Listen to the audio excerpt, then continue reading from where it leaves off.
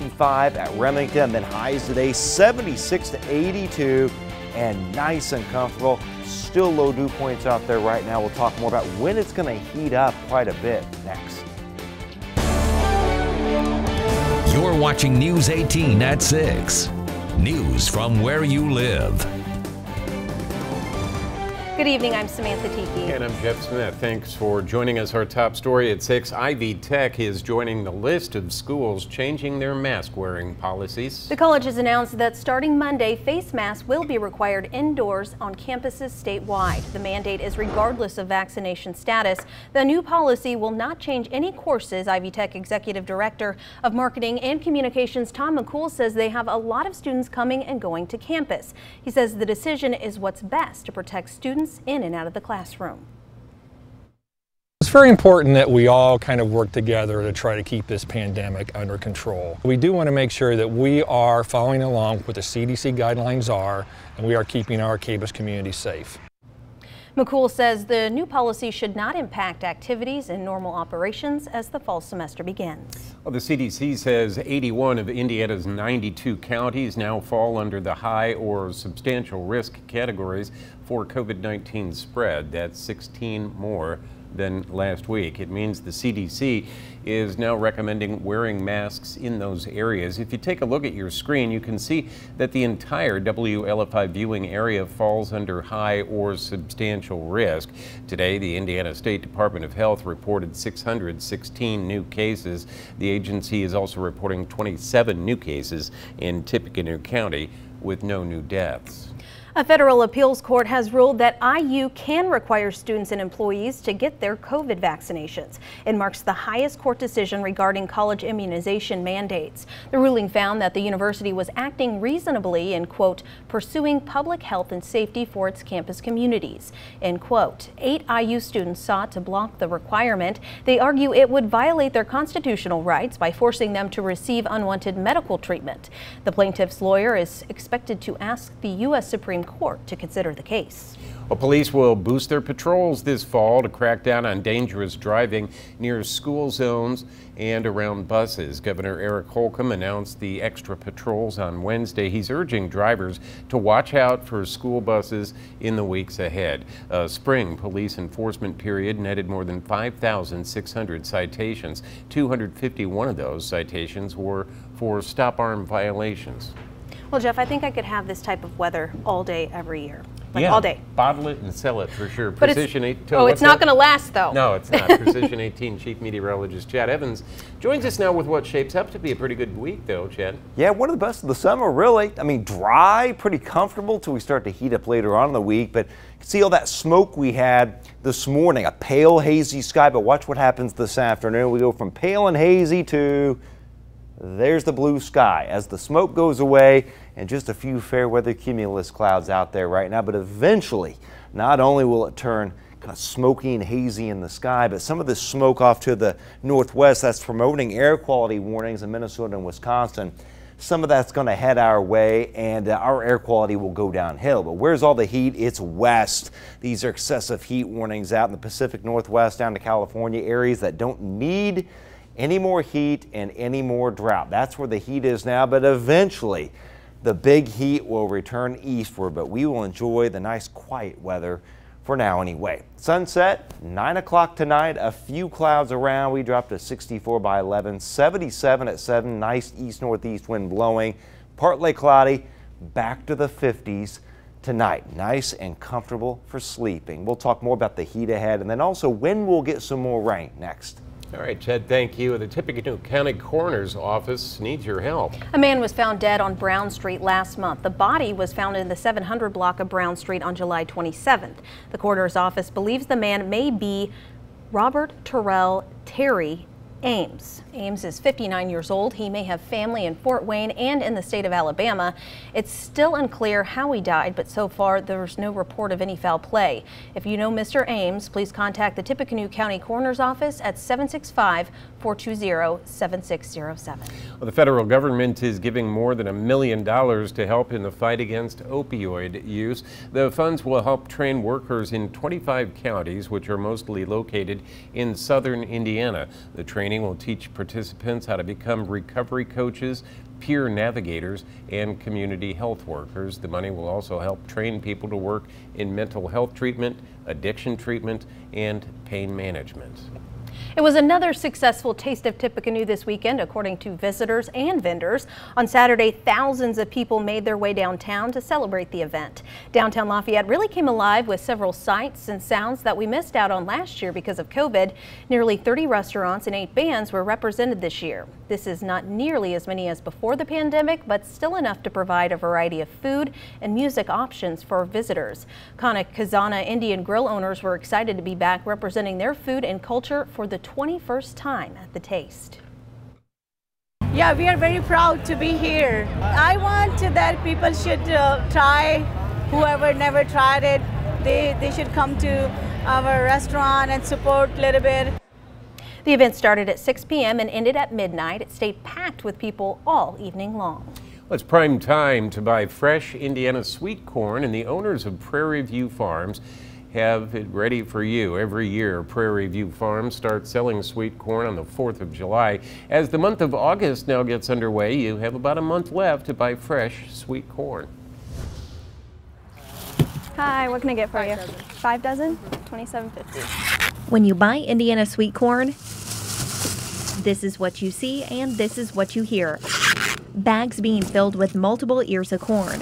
But what you don't see is this. This is a 4-row sweet corn puller, and this is a specialty sweet corn head. Prairie View Farms owner Stephen Okus is harvesting sweet corn for everyone to enjoy. That's the unloading conveyor, and then that dumps right onto the wagon. And after it lands in this wagon, it's taken to 7 different locations where Prairie View Farms sells its sweet corn. And with 70 total acres of sweet corn, Okus says last year, even with the pandemic, the company had a very successful year. We went into it not sure because, you know, nobody's been through that, and it actually worked out very well. So we had a very good year, and, you know, we sold a lot of corn. Okus says overall he's pleased with this sweet corn crop this year, but that doesn't mean there weren't challenges he faced while growing the summertime treat. This year sweet corn's been a little bit of a challenge because of all of our cold weather we had early on, and about 2 inches of snow sat on it for a while, and that did not work out well for us. And then all that rain we had recently at one time, that was another challenge. Sweet corn is only grown on 447 farms in Indiana. That's according to the 2017 USDA Agriculture Census. Some people grow it. There's not a lot of people that grow it, but yeah, it definitely has its challenges to grow.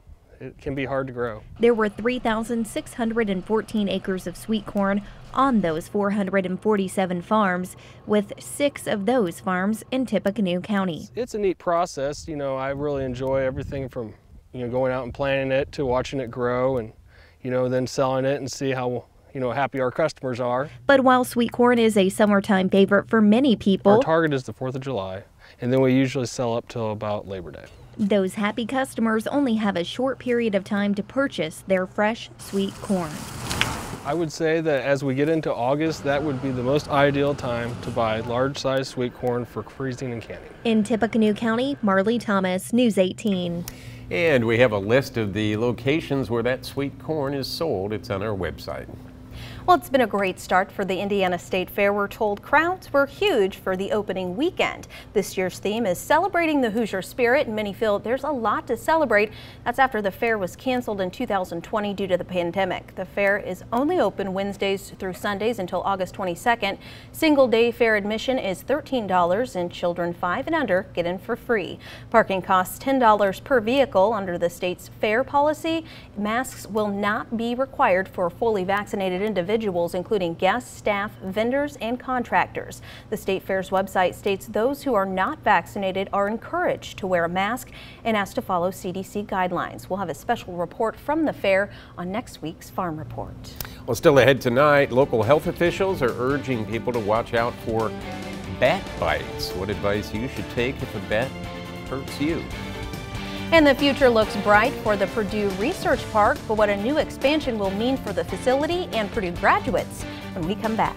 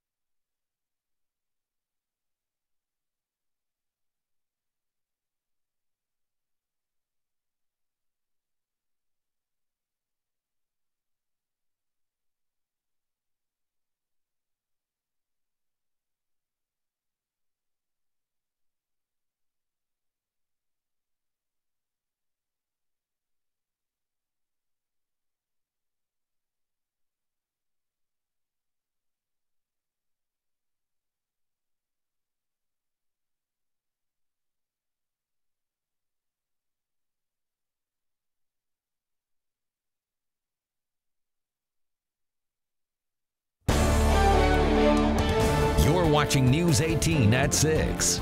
News from where you live. Tippecanoe County health officials are asking you to be on the lookout for bats. They usually see an uptick in bat bites during mating season, which is happening now. Anyone scratched or bitten is asked to kill that bat and then take it to the health department's offices on 3rd and Main Streets. That's so the bat can be tested for rabies. County environmentalist Nicholas Davis says to only bring in the bats if you've been bitten, scratched, or in close contact. If you wake up and it's in your bedroom, if you feel that you've been bitten, if you've been scratched by one, those would be things that would trigger, yes, we should capture this bat and have it tested. Davis says cases of rabies are very rare in the county. However, he says to wear gloves whenever handling a bat. Well, Rolls-Royce is expanding in the Purdue Research Park. The company is expanding its current facility, adding a hybrid engine system testing facility and building a high-altitude testing facility to simulate conditions at 40,000 feet. Purdue Research Park President Brian Edelman says the moves will mean high-quality, high-pay jobs for Purdue graduates. The jobs that we're going to be seeing created from this project will be both industry related with Rolls-Royce, and it will be research related because of the need to support all of the testing and research that will be going on. And I think it will be a huge opportunity for the talent pipeline of graduates from Purdue for internships, co-ops, and full-time employment. Edelman says a new testing cell at the Zucrow laboratories will be used to test hypersonic vehicles and missiles. They'll be used to power the next generation of U.S. military aircraft. Well, a schoolhouse that's more than 150 years old will get a little bit of TLC. Find out how commissioners plan to save the historic building.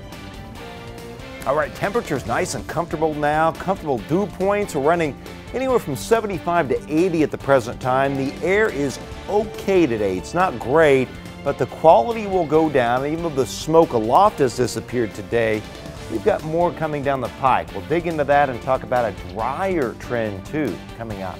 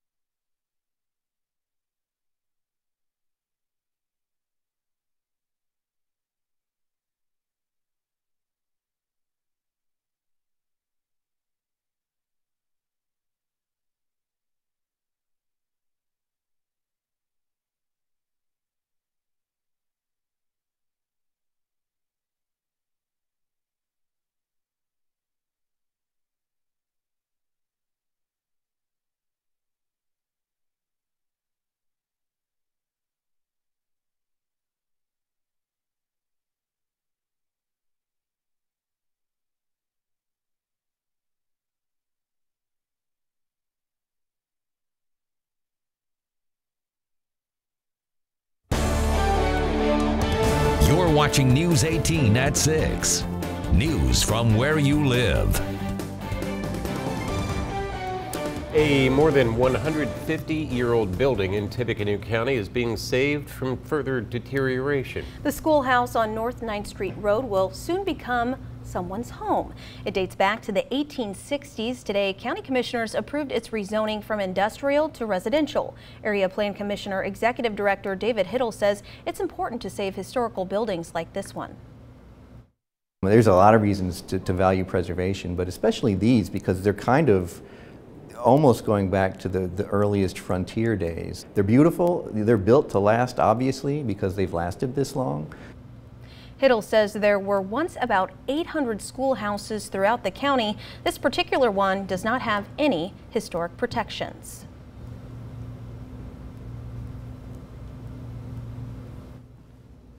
All right, air quality is going downhill for the rest of the week, and we've also got thick smoke that's going to begin coming back in as well, and that smoke will be pale and be dimming that sun quite a bit. Now, it will still be nice for the rest of the week, but it will gradually get warmer and more humid with time. You're going to notice that especially by the weekend, and it will get hot and humid, but also a lot of drying. You're going to see a lot more lawns turning brown out there and a lot of gardens starting to dry up because we're really going to cut the rainfall. We're already working on that, and I think really August into September and October we will have a lack of rainfall in the area unless we can get a tropical storm or a real hurricane up in here.